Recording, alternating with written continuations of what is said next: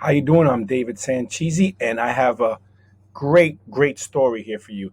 This is a "you cannot make this shit up" or "libtard gone wild" story. You had Neil Young, composer, threatened Spotify that if they didn't take down Joe Rogan, they better take his music down. Well, here you go. Spotify to take down Neil Young's music after his Joe Rogan ultimatum. The folk star won't back down after discussions with his record label and Spotify. Spotify technology is removing Neil Young's music. The company confirmed Wednesday as folk rock star isn't wavering in his objection to Rogan's podcast.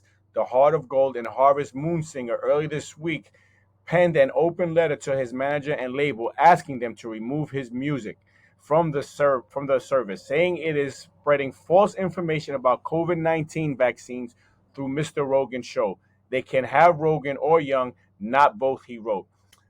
What I find funny about this is how does Neil Young know it's COVID misinformation? How does he know?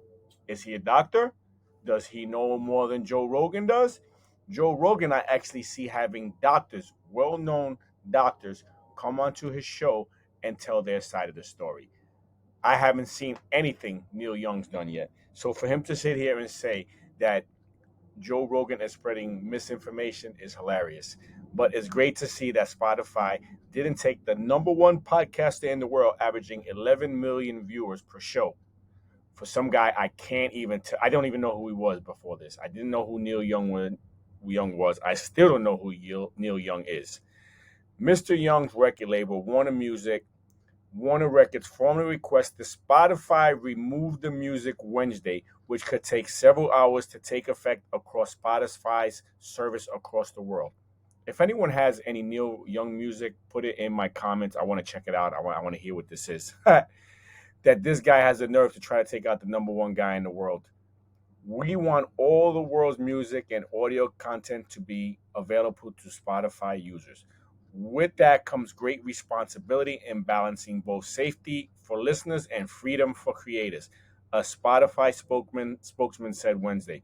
The company has detailed content policies in place and has removed over 20,000 COVID-19 related podcast episodes since the start of the pandemic, he added.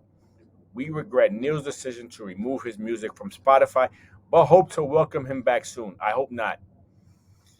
For Spotify, the controversy is a significant test of its bet on Mr. Rogan, one of the podcast's most popular and polarizing voices. Spotify struck a deal with Rogan in 2020 worth more than $100 million. And if you think they're going to get rid of Joe Rogan over you, Mr. Neil, you have been drinking the liberal Kool-Aid.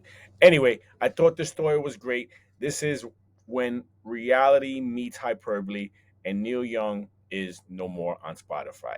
Anyway, thanks for watching. Talk to you later.